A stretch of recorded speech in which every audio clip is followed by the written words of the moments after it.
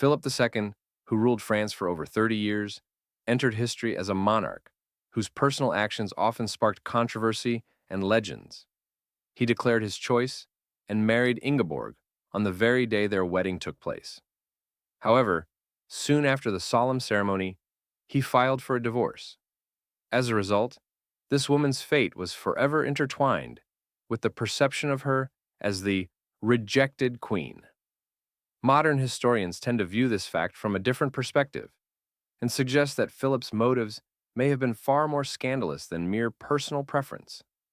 This king, renowned not only for his political activities, but also for grand building projects in France, most notably the magnificent Louvre Palace, is often perceived in this way, as the one who will always be remembered as the French monarch who locked his wife away in a high tower. If this sounds like a fairy tale plot or medieval legend, it should be said that everything was far from idyllic. Ingeborg spent 20 very difficult years in captivity. His life was not filled with talking animals or long-haired heroines as in fairy tales, which could be the key to salvation. Philip was an extremely strict and resolute man, and he had a serious reason to avoid close contact with his wives. This was related to a dark secret he carried throughout his life, a secret he chose to keep even in his grave. He was born in Gassé, a town in northern France, on August 11, 1145, in the family of King Louis II and his third wife, Countess Adela of Champagne. For this royal family, having an heir was of great importance, and the king already had 4 children from 2 previous marriages. However, Philip was the first son born to Louis in this marriage. By that time, his father, King Louis, was over 45 and in poor health. Therefore, he was eager to secure the succession. And on November 1st, 1179, when Philip was only 14 years old, Archbishop William, known as the Iron Hands, proclaimed him King of France during a ceremony rich in symbolism and grandeur. At this time, Louis was already eager to tie his son's future to a remarkable lady named Isabella of Annoy, who was to become his bride. The most remarkable aspect of this union was the age of the young people. On the wedding day, Isabella was only 10 years old, and Philip was 14. It was a strategic and significant political marriage. The future bride's parents were noble, a count and countess, which gave this alliance a status of a respectable and legitimate connection. Moreover, Isabella contributed not only her honor, but also substantial territorial holdings, the county of Artois, which represented a significant part of the land. Part 2 of 8. This vast piece of land ultimately became very beneficial to France in both political and territorial terms. However, despite the wealth and status of the dowry, not everyone was satisfied with this marriage. Among them, Philip's mother, the Queen Mother, stood out. Moreover, Isabella, despite her young age, had her own plans and connections. According to some sources, at the age of just 1 year, she was already pledged to another man. Her father, the Count, was promised in marriage to Henry, not only Count of Champagne, but also a cousin of Adelaide, Philip's Queen Mother. Adelaide's mother was dissatisfied with losing this noble promise for her daughter, and amid this, family intrigues and gossip began to stir. She was far from pleased with many things happening around her. Among other concerns, she was deeply worried about Philip's situation. He did not seem worthy of being king at all. Likewise, all 3 of her paternal uncles, her father's brothers, believed that the idea of making young Louis king was far from the best option. They thought that Louis's weak and already ailing health prevented him from properly ruling the state, and that passing the throne to young Philip was a risky decision that could lead to serious consequences. Less than a year after Philip's accession, Louis died. Finally, the young king was allowed to implement his own ideas. For example, during his father's reign, relations with the Jews were quite friendly. His father even protected them. In contrast, Philip showed no warmth or sympathy towards them. Soon after ascending to the throne, he took decisive action. He seized all their lands and property, imposed on them the obligation to convert to Christianity, and abandon their religion. Just 2 years later, in 1818, the king went even further. He expelled all Jews from the lands under his control. Additionally, he desperately sought to build a market in Paris, which involved demolishing houses owned by Jews. However, these measures were not the most terrible part of Philip's policy of persecution against the Jews. The worst happened in a place called Brix, where nearly 100 Jews were burned alive. These horrific events revealed the true cruelty of the Pisk monarchy.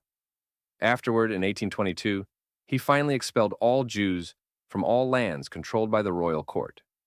However, these actions were only part of his campaign to suppress and humiliate the peoples and religions other than his own. Philip's plans also included constructing a market in Paris. To do so, he decided to destroy the homes belonging to Jews to expand the city. Yet, even beyond this, the most terrible and brutal persecution he initiated was not solely related to these measures. His cruelty reached its peak in a series of terrifying pogroms, culminating in the death of nearly 100 Jews at the so-called Brix. They were burned alive there, marking one of the darkest and most tragic pages in the history of that period. When, on May 28, 1081, just a month after her wedding to Philip, Isabella ascended to the throne, she was only 14 years old. The king himself was not entirely pleased with this fact. He was dissatisfied because she had not yet produced an heir, neither a boy nor a girl.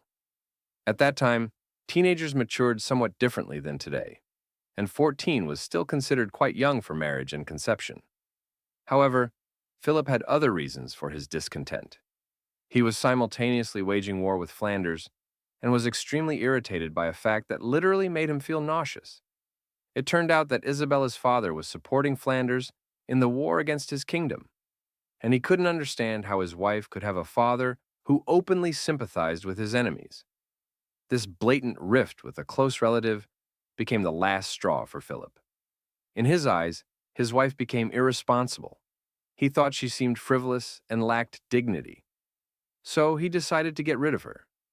Isabella, however, learned about her husband's plan to banish her and realized that only something very decisive and radical could save her: to remain Queen of France, to be the woman occupying this prestigious and very important throne. Desperate, she devised a plan. Throwing aside her shoes, she dressed as a penitent and contrite woman, a so-called penitent, and entered the church. Her goal was to evoke sympathy from those around her, to make people believe that she was genuinely repentant and suffering for her sins. She hoped that, through this act, she could win the people's favor and protection, and perhaps take control of her fate in such a difficult situation. Leaving the queen in power and maintaining her through popular recognition, many wondered, do people really succumb to manipulation so easily? The answer, perhaps, was simple: yes. Soon after the queen gained the support of the people, a large crowd entered the palace and began loudly expressing their discontent, demanding that the king understand he could not simply reject Isabella and strip her of her rights. Inside the palace was Robert, Philip's uncle, one of those who initially opposed the marriage, and it was he who heard the loud hum of the outraged masses. Inspired by the situation, Robert began developing his own plan. He clearly understood that the numerous and furious crowd was too powerful to argue with, and therefore decided to prevent Philip from abandoning his fiancée. But Robert had his own motive, which he carefully concealed. He knew that losing Isabella would also mean ceding territory, the county of Artois. At that moment, her presence and her retention in the royal family became his most important goal. And with cleverness, the plan succeeded. Isabella was, at least for a time, kept safe. However, in order to secure his position, he needed to prove his value, and for that, a son was required, a successor to the throne. At the age of 17, in 1187, Isabella finally gave birth to an heir, a son named Louis, in honor of her grandfather. This child became a key element in strengthening her status as Queen of France. Nevertheless, family drama still persisted. In 1190, she bore again, this time twins. Unfortunately, the first baby died on the same day he was born, and the next day, Isabella herself died from severe complications after childbirth. Before she could recover from this shock, relatives and courtiers lost another newborn, a second boy, signifying yet another tragedy for the nation. During this time, Philip was in Normandy, where he was engaged with King Richard of England. Political events were unfolding rapidly, but the news of his wife's and children's deaths reached the king unexpectedly and had a profound impact on his decisions. In his grief, he quickly declared a truce and hastily returned to Paris to bury his wife. Funeral rites and brief ceremonies lasted about a week, after which Philip, seeking to soothe his heart, again headed north, to Normandy. 3 years later, after Isabella and her children's deaths, the question of marriage arose once more. This time, he chose a new wife, Ingeborg, the daughter and mother of a Danish king. At that time, such an alliance represented a vital political strategy. 20,000 marks, no small amount, and very significant for those times. However, it seemed that Philip himself was uncertain about his decisions. His behavior at the wedding indicated that he appeared to doubt whether he should even enter into this marriage. During the celebration after the ceremony, he looked unwell, his face pale, as if he still hadn't recovered from the psychological burden of recent events. He eagerly awaited the end of the ceremony. As soon as all formalities were complete, he took decisive action. Within minutes after the festivities, he sent his new wife to a monastery and headed straight to his father. His true goal was to put an end to his recently begun, only a few hours earlier, marriage. Naturally, Pope Clement III was shocked and bewildered when he asked Philip why he wanted for a divorce. Philip explained that his reason was that he and his wife had not completed the full sacramental union, meaning they had not consummated the marriage through the act of joining. Apparently, Philip wanted to sever the new ties, but his explanation seemed utterly absurd to the Pope. In contrast, Ingeborg of Denmark contested Philip's words, firmly asserting that both she and the king had already undergone the marriage sacrament, and their union was full and valid. In the end, the father made a decision. He decreed that Philip could not marry anyone else, as he already had a lawful wife recognized by the church. The father's response was unequivocal, clear, and firm. He ruled that Philip must remain faithful to his wife and could not have a new one.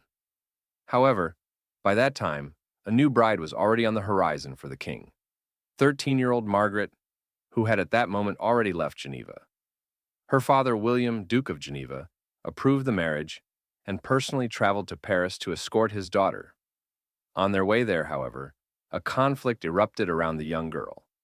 They were attacked by Count Thomas, the Count of Savoy.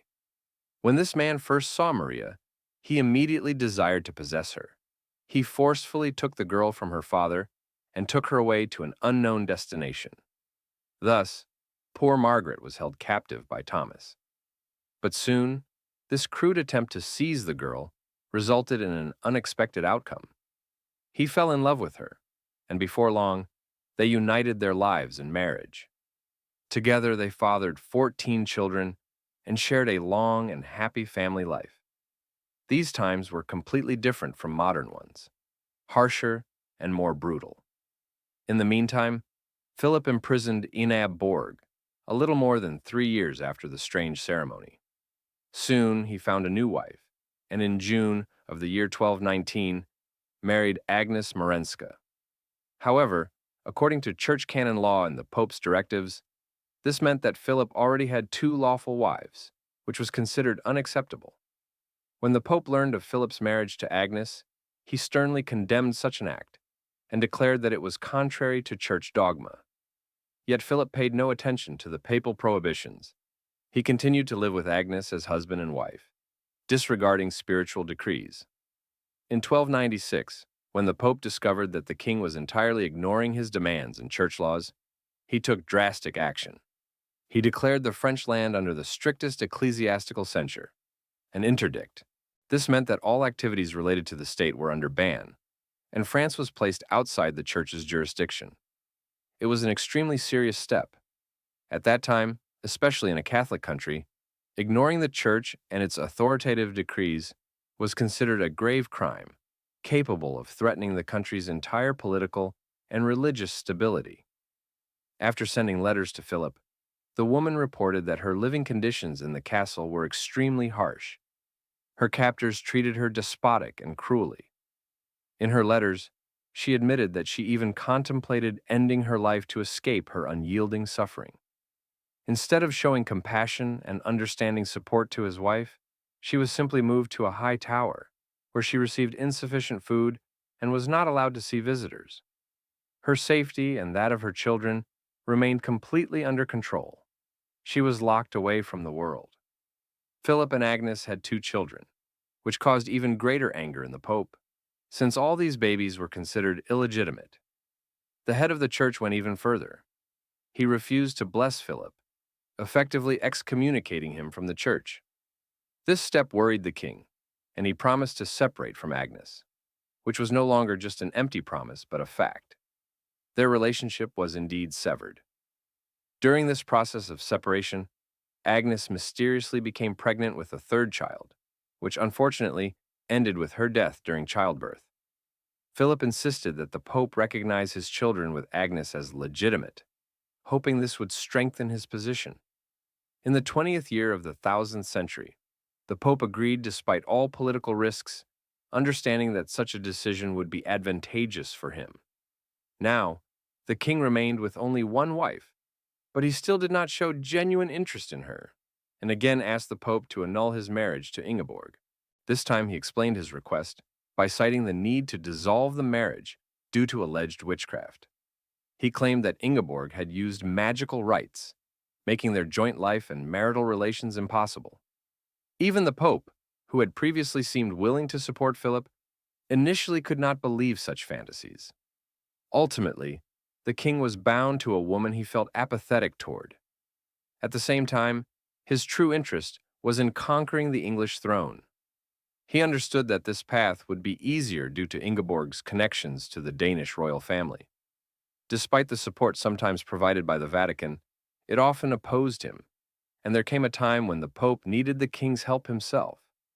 At that time, in Languedoc, there was a group of people whose lives were completely contrary to the teachings of the Catholic Church, which caused particular concern for the head of the Church. The Pope turned to Philip for help in dealing with them by any means he deemed necessary. However, Philip was offended by the Church's past opposition and did not hide his resentment. He remembered the times when the Vatican resisted his efforts, and in his anger, he decided to act decisively. Philip left behind a significant and vivid legacy that was woven into the fabric of French history, both spiritually and materially. His reign was marked by major reforms. He not only cared about the development of cities and infrastructure, but also laid a solid foundation for the country's future growth. For example, he personally established the foundations for street construction in Paris, which earned him recognition as a caring and foresighted leader from his contemporaries. Equally significant was the construction of the market square Les Halles, which became the center of trade and city life. When Philip became king, the construction of the famous Notre Dame Cathedral was already underway, and he showed perseverance in completing this majestic monument. In addition, under his leadership, the famous Louvre Palace was built, which is now known worldwide. Originally conceived as a fortress rather than an art gallery, this massive construction project played an important role not only in improving Paris, but also in establishing it as a major tourist destination, attracting travelers from all over the world.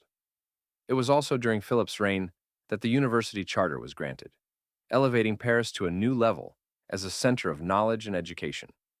Under his rule, the city was regarded by contemporaries as the leading educational hub, often compared to Athens, the great ancient polis renowned for its scholars and philosophers. His contributions to agriculture were equally significant.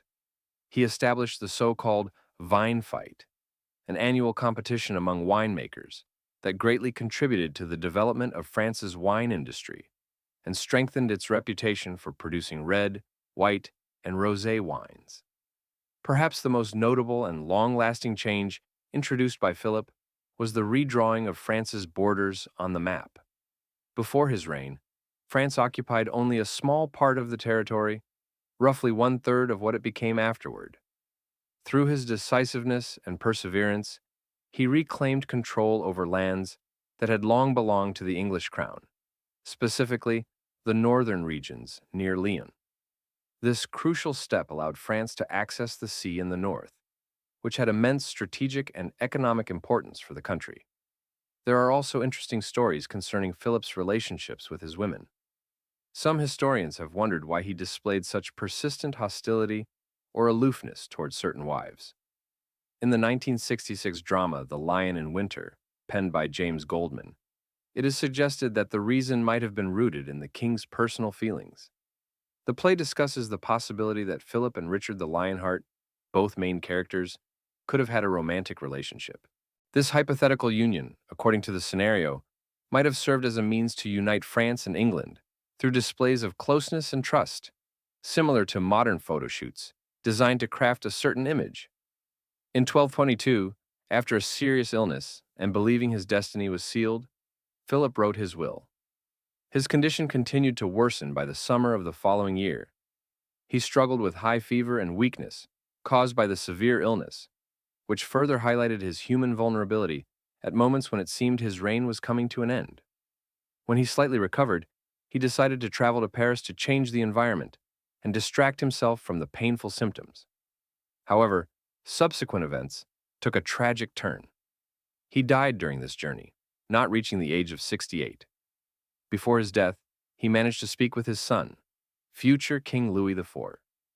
In their final conversation, he offered his son advice, asking him to treat Ingeborg with kindness and attention, as it was his parting word. Thanks to these words, Ingeborg was able to find at least some peace, having endured numerous sufferings and deprivations during 20 years of imprisonment. Now, having become the legitimate Queen of France, she could peacefully spend the remaining years of her life free from shackles and persecution. Thank you for your attention to my story about the events of the past.